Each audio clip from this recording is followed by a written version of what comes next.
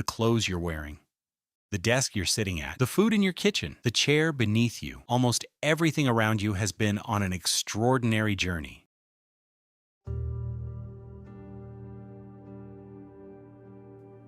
The minerals inside your smartphone may have been mined in Africa.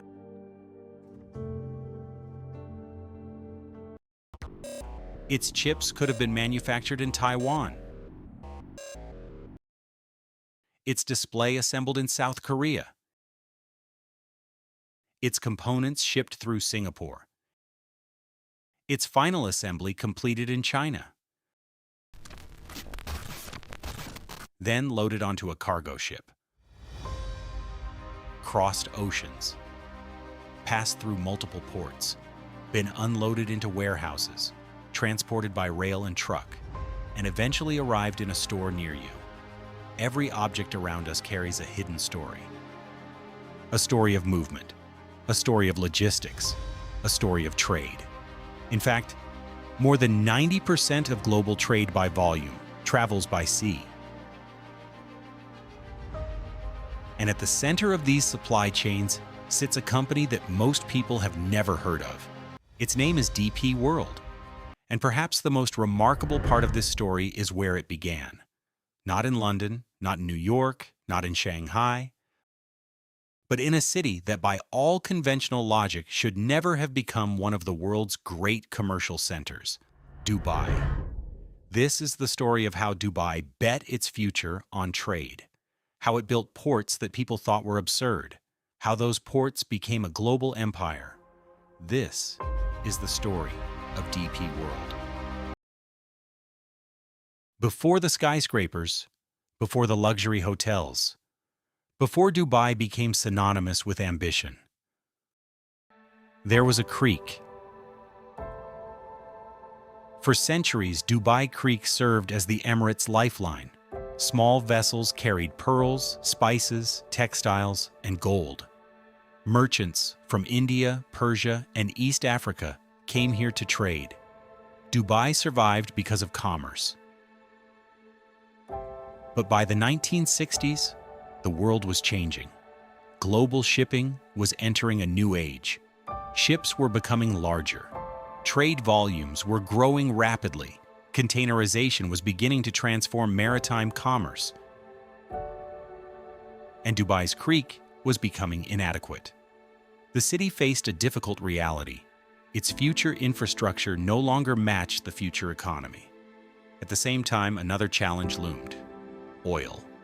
Dubai had discovered oil, but compared to neighboring Gulf states, its reserves were relatively modest. The Emirates' leadership understood something many others did not. Oil would eventually decline. Dubai needed an entirely different economic model. And at the center of this vision stood Sheikh Rashid bin Saeed Al Makhtoumi. He looked at maps, he looked at trade routes, and he saw an opportunity. Dubai sat almost perfectly between Europe, Asia, and Africa. Ships moving between these regions naturally passed nearby. What if Dubai became the gateway connecting them? The idea sounded simple, but achieving it required infrastructure that Dubai simply didn't possess. So Sheikh Rashid made one of the boldest decisions in the city's history. He would build a modern, deep-water port. Port Rashid. The project was enormously expensive. Critics questioned the decision. Dubai was still relatively small.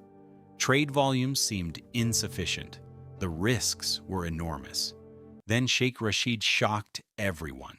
Engineers had designed the port with 4 berths. He demanded 15. People thought he had lost his mind. Who was going to use 15 berths? Why build so much capacity? Why spend money Dubai could barely afford? But Sheikh Rashid wasn't building for the Dubai of 1970. He was building for the Dubai of 50 years later. Construction continued. In 1972, Port Rashid officially opened, and almost immediately it changed everything. Materials poured into the city. Construction accelerated, trade expanded, businesses arrived. Yet success created new problems. Cargo volumes surged. Storage areas became overwhelmed. Hundreds of ships waited offshore. Some vessels remained anchored for months. The port appeared to be drowning in its own success, but Dubai adapted. Storage expanded, infrastructure improved, and then came another revolution: the container. At first, containers looked like simple steel boxes, but they completely transformed global trade. Cargo could now move faster. Loading times collapsed. Shipping costs declined. Trade exploded. Port Rashid embraced containerization, and suddenly Dubai found itself participating in one of the greatest transformations in economic history. But Sheikh Rashid wasn't finished. He was already imagining something much larger. 40 kilometers southwest of Dubai lay empty desert. Most people saw nothing there. Sheikh Rashid saw the future. He envisioned a port larger than anything the region had ever seen: Jebel Ali, the world's largest man-made harbor. The scale was extraordinary. The costs were immense. Many thought it was madness. Why build a gigantic port in the middle of nowhere? There wasn't enough demand. There weren't enough businesses. There wasn't even a city around it. Yet construction proceeded. And once again, Sheikh Rashid ignored the present. He was building for a future nobody else could yet see. Years later, that future would arrive, and Jebel Ali would become the beating heart of an empire called DP World. Building ports was only the beginning. Infrastructure alone does not create prosperity. Ports need ecosystems. They need roads, airports, warehouses, businesses, investment, talent. Dubai decided to build all of it. This was an extraordinary gamble. The city was effectively making a bet against geography. Countries rich in resources generally became economic powers. Dubai had limited resources, so it decided to become indispensable instead. Its location was its greatest asset. Within a relatively short distance lay enormous markets: Europe, South Asia, East Africa, the Middle East. Dubai sat at the crossroads. The question became simple: could it turn geography into economic power? The answer was Jebel Ali Free Zone. The free zone fundamentally changed the equation. Companies could establish operations with remarkable ease, manufacture products, import materials, export goods, access international markets. Everything became easier. Global companies began arriving. Then, more followed. Factories emerged, warehouses multiplied, distribution centers expanded, supply chains formed. Jebel Ali transformed from a port into an economic ecosystem. Dubai's strategy was becoming clear. Don't simply build infrastructure. Build an environment where trade wants to happen. It worked. Jebel Ali became one of the busiest ports in the world. Trade replaced oil as Dubai's defining story. But eventually, another idea emerged. If Dubai could build world-class ports at home, why couldn't it build them everywhere? And that question would give birth to DP World.